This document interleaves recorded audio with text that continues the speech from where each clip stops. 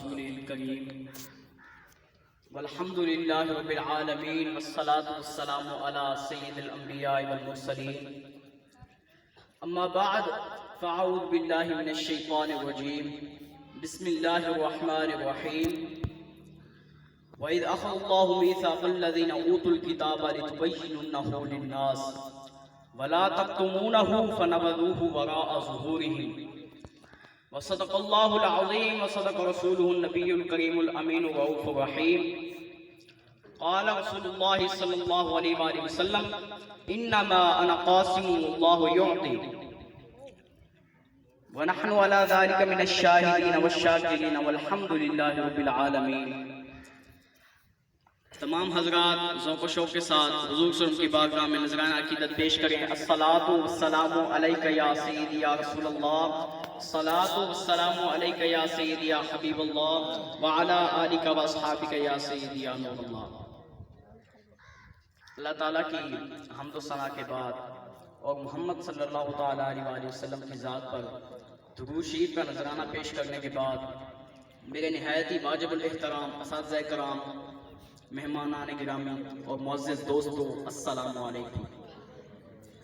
حضرات محترم، میں نے آپ کے سامنے قرآن مجید فرقان حمید میں سے ایک آیت مقدسہ کے بیان کرنے کا شرف حاصل کیا ہے۔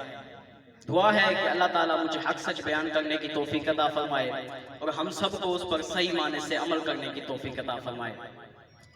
حضرات محترم، اللہ تعالیٰ قرآن میں ارشاد فرماتا ہے کہ وَإِذْ أَخَذَ اللَّهُ مِيثَاقَ الَّذِينَ أُوتُوا الْكِتَابَ لِتُبَيِّنُنَّهُ لِلنَّاسِ وَلَا تَكْتُمُونَهُ فَنَبَذُوهُ وَرَاءَ ظُهُورِهِمْ۔ اور جب اللہ تعالیٰ نے پکا وعدہ لیا ان لوگوں سے جنہیں کتاب دی گئی تاکہ وہ بیان کریں گے لوگوں کے لیے اور اسے نہ چھپائیں گے، بس انہوں نے اس آیت کو پس پشت ڈال دیا۔ حضرات کرام، اس آیت کا شان نزول یہ ہے کہ جب اللہ تعالیٰ نے حضرت موسیٰ علیہ السلام پر تورات نازل فرمائی تو اس میں حضور صلی اللہ علیہ وآلہ وسلم کی نشانیاں بیان فرمائیں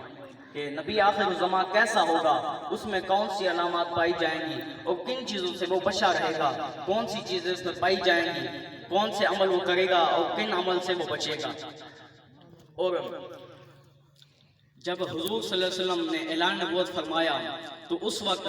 جو متقی بندے تھے، تورات کے عالم تھے، تو ان لوگوں نے اسے چھپا دیا، ان نشانیوں کو چھپا لیا، کیونکہ اللہ تعالیٰ کے وہ بڑے متقی بندے تھے، پرہیزگار بندے تھے، نذرانے وغیرہ لیتے رہتے تھے اور نذرانوں کا جو ہے ان کا یہ معاملہ چلتا رہتا تھا، پیری مریدی وغیرہ چلتی رہتی تھی۔ اور جب حضور صلی اللہ علیہ وسلم نے اعلان نبوت فرمایا تو انہیں لگا کہ اگر ہم لوگوں کو بتاتے ہیں، کیونکہ وہ تورات کے عالم تھے تو لوگ ان کے پاس آتے تھے، بھائی ہمیں بتاؤ کہ نبی آخر الزمان یہی ہے یا نہیں ہے، کیونکہ تم تورات کے عالم ہو، ہمیں بتاؤ۔